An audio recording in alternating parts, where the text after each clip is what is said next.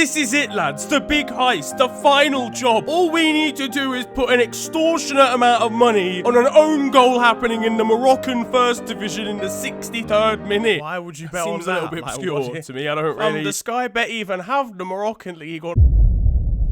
الكرة للحارس كان سوء تفاهم. Yes bro, just get that away, clear it out and score the own goal now. ما بين الدفاع والحارس لما شوف الكرة أن ضربات عليه حاول إبعادها فإذا به يسد. Fuck's sake man, it's the third time this has happened this week. Yo guys, it is your boy Niran here, and you are watching FTW. This of course is a series where I bring to you the best and more frequently the worst of what football has to offer during the last 7 days. What's been kicking off in the world this week? Well, games company Rockstar for the first time confirmed that they are actually working on GTA 6. Wow. If they've just started it, I can't wait to play it when I'm 53 years old. A UK version would be the dream. Imagine a mission to raid your local co-op. The radio stations would be incredible. Looking at the face, what the fuck's your contour? Do you want... And who would be the main protagonist, I hear you ask?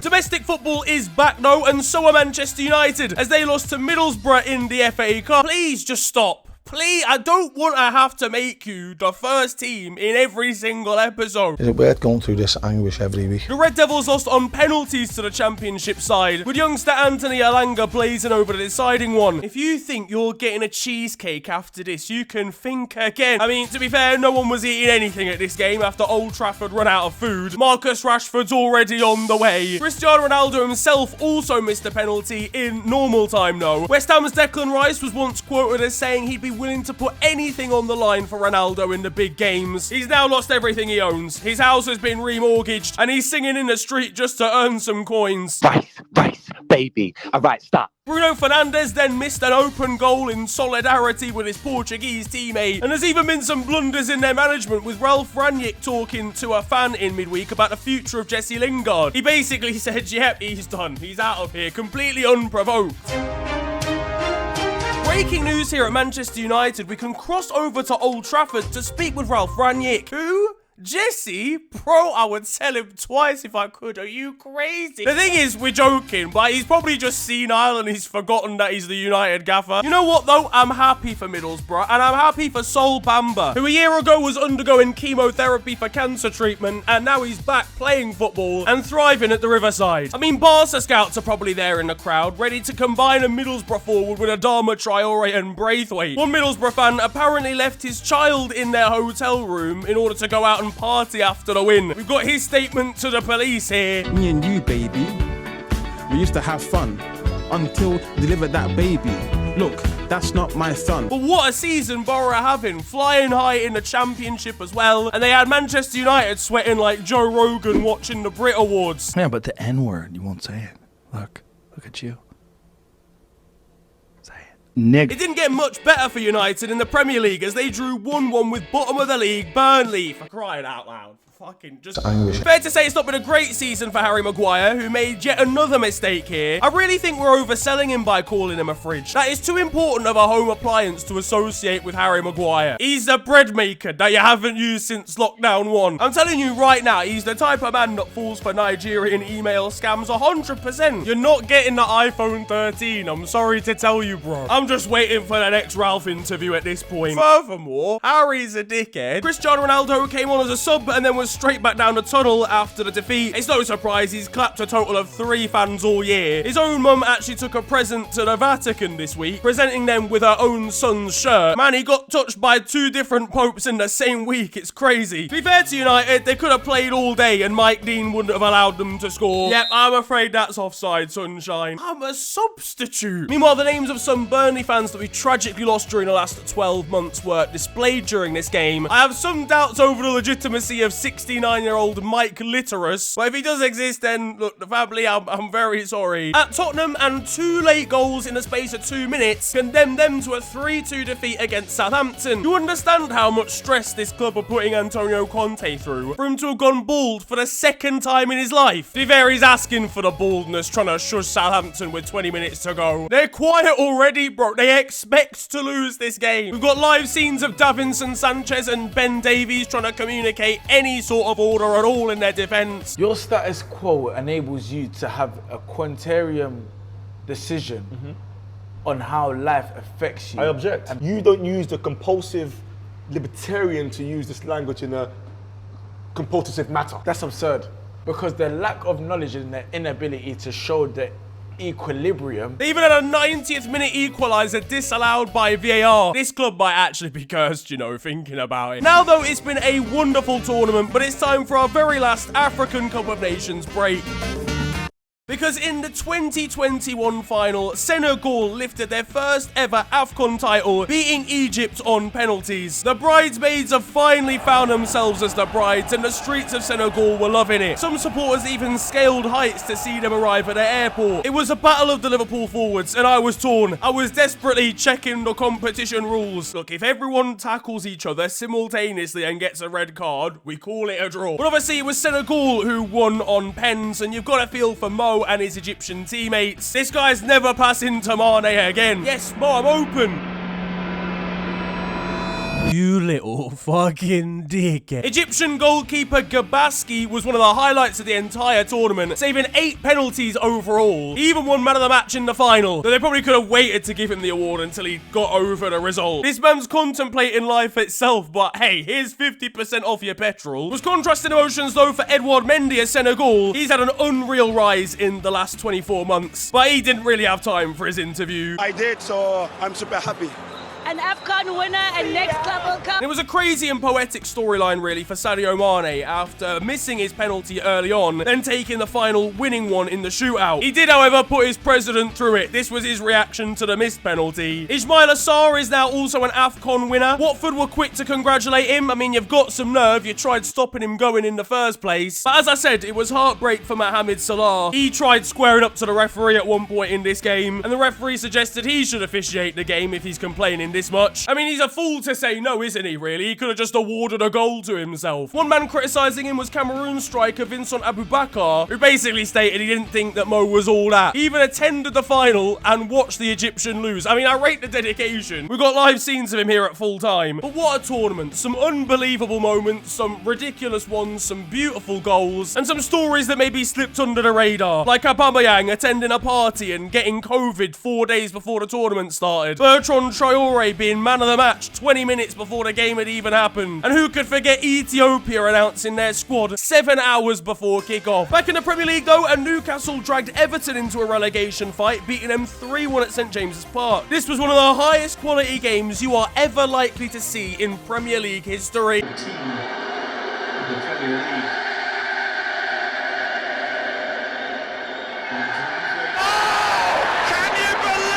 I mean, look, at least it can't get any worse. He even had 2 own goals in a space of 2 minutes from Mason Holgate and Jamal Lascelles, who managed to assist each other in those own goals. What are even the chances of this happening? I mean, it's Newcastle and Everton, so probably quite high. Mason Holgate really said, Do you man do it first, I'll do it.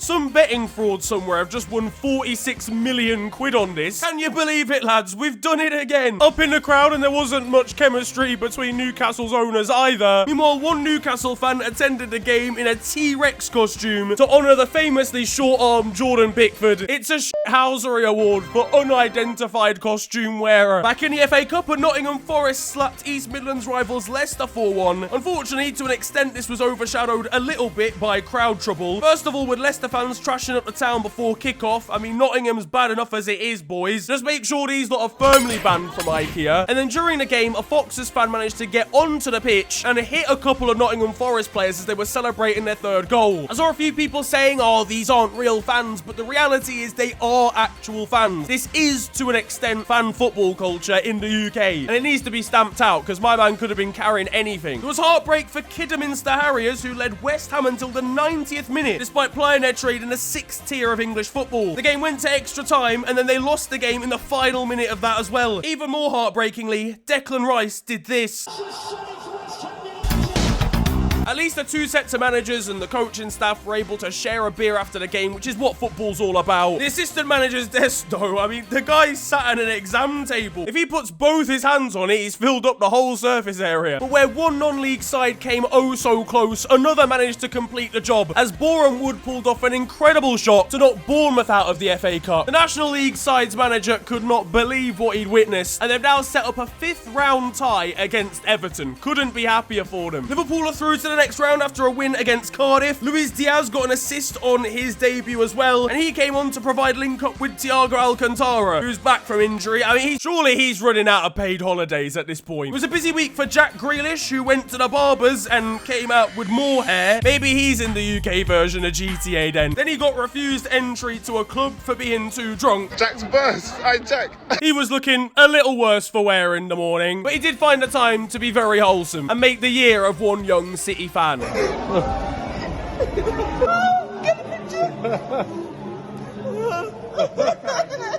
At Arsenal, and if your basket's empty on their store, they've got a personalised message for you. And yes, we probably should talk about it again. It's the Kurt Zouma situation. The French centre-back has now had his pets taken away from him by the RSPCA, which is good news at least. But West Ham took absolutely no accountability by playing him the next day against Watford. He went down under a challenge from Josh King, and Watford fans shouted, "That's how your cat feels." It's a shithousery award for the Vicarage Road faithful. The guy must get physically infuriated seeing cat compilations on Facebook. They don't really know how they won that game. To be fair to them. In Spain, a new era for Barcelona is getting underway as they debuted some of their new signings in a 4-2 win over Atletico Madrid. Adama Traore put in a solid performance and now has as many goal contributions as Eden Hazard in La Liga. Meanwhile, Aubameyang was a little bit distracted.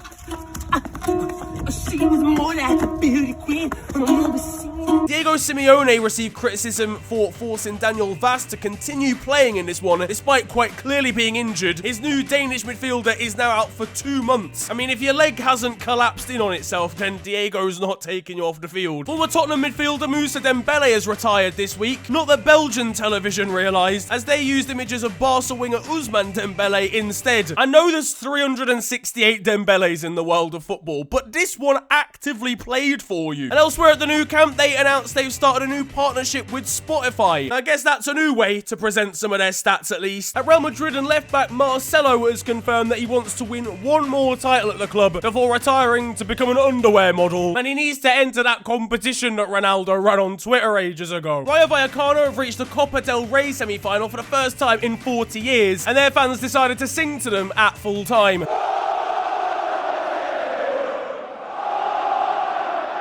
Over in Italy, one Fiorentina fan brought a banner to a game saying, "Who needs Vlahovic? You do! When will these people learn?" At Roma, and their shirt fit probably needs some work, out here looking like Gollum from Lord of the Rings.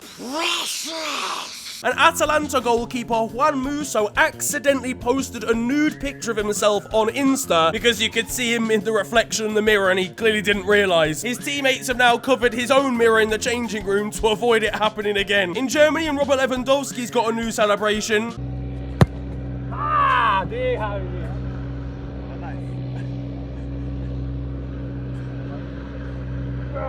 Look, listen, whoever next sees him recording a TikTok, please, for the love of God, do something about it. With this cancel culture and the...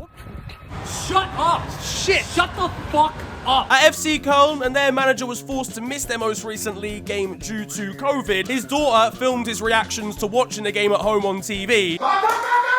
Meanwhile, in France, and Paris Saint-Germain beat Lille convincingly in the league, but crucially, it was another goal for Lionel Messi. I mean, I think it's his second in the league overall. It's been long enough. His opponents have had time to actually focus on some farming. A new child has been born, acquired his name, grown up, and signed for Newell's Old Boys in the time since he last scored. I'm not even kidding. Joaquin Messi is the new club number 10. The man is literally a regen. Now that it's time for your goal of the week, and get ready for this, because there's 3. First First of all, over in Saudi Arabia, and Anderson Talisca scored his 14th goal of the season in some style.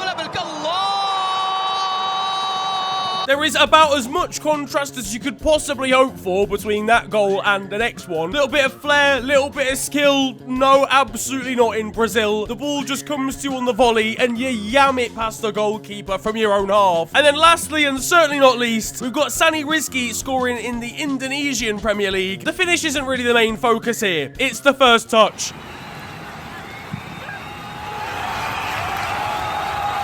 In Poland and at Warta Poznan, their goalkeeper Adrian Liz managed to score a 94th minute equaliser from a corner. And in Denmark at a Denza's training camp, they might want to work on their free kick routines here.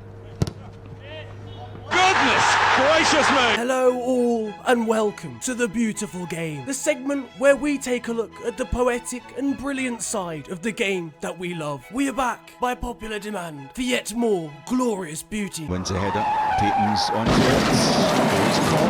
it, and that concludes The Beautiful Game. Closer to home and after his unveiling at Goodison Park, Glenn Hoddle had some choice words on Dele Alli's outfit, saying that the English midfielder came out looking as if he was homeless. Glenn, you had a mullet for a concerning amount of time during your playing career. You don't have a voice in this. Meanwhile at Swansea, and Michael Obafemi has ended his most recent goal drought. The news is so good that he could not keep it together in the post-match interview. 3 points, it doesn't get much better than that. How does that feel? It feels amazing. Obviously, I was glad to have Pato back.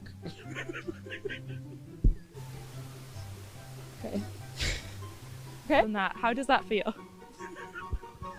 Over in Colombia, and Nacional's goalkeeper has not had a great time of things here. But it could be worse. At least he's still standing. Well, I mean, well, he probably is now, but he wasn't at the time. Vaias, autorizado, pé esquerdo, Calho faz a defesa, bateu no rosto do goleiro brasileiro. The Beautiful Game's already featured one Scottish clip this week, and really and truly, it's a nation that just keeps on giving here. Because in the Championship, and we've got one of the most outrageous own goals here, in the Ukrainian second division, and boxer Alexander Usyk made his debut for a football club playing there. I don't really know how this has happened. I don't really know why this has happened.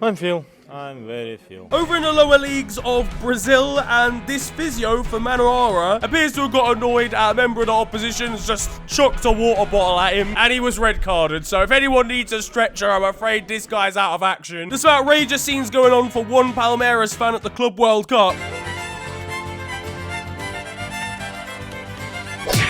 Can confirm it's green. Meanwhile, staying in Brazil, and we've got a new innovative way of multitasking at a stadium. If you need a toilet, just keep the Portaloo door open. You can still watch the game from there. But now for the moment you've all been waiting for, because over in Romania, and we have got 2 stories for you this week. It's a beautiful time over there. First of all, I don't know if you guys remember a manager about a month ago who's plying his trade over in Turkey, who tweeted out detailed plans as to how he was going to keep the team in the division. Well, a few weeks have gone by and he's been sacked, lads. I can't lie to you. The plan has been unsuccessful. And at our very own favourite Romanian side, Rapid Bucharest, their fans were banned from attending games. I think it's a COVID regulation rather than them misbehaving. I don't really know. But they managed to go to their most recent game and pretend to be home fans. The players actively stopped the game just after kickoff to go and salute to them for continued support. I don't know what's going on there, lads. In Australia, and after losing a bet, Melbourne Victory's admin put out an official statement saying there will be video recorded proof of him downing an entire pint of milk. Who's let the dogs out because they're shitting all over the place. In Belarus, and it seems like the wildlife are trying to get involved in the action there. And over in the Ghanaian National League, it's fair to say the manager of this side will not be asking his goalkeeper to play out from the back anytime soon.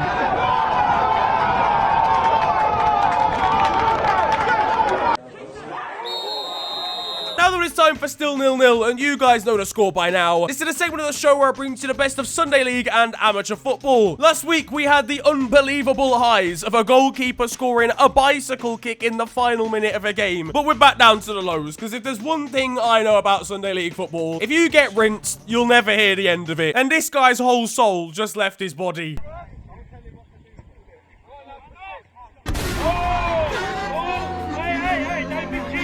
On to the weird stuff though now. Swedish side Mjällby have made a new signing. It's forward Silas Nwankwo from the Nigerian Premier League. Apparently Silas here is 18. He just isn't though, is he? Let's be brutally honest. This man has 3 kids, a wife, he pays electricity bills like the rest of us. A young Turkish footballer has been released by his Premier League side. I'm not gonna try and pronounce that. Actually, no, I am. Eskişehirspor, because he was seen in the gym wearing a Galatasaray shirt.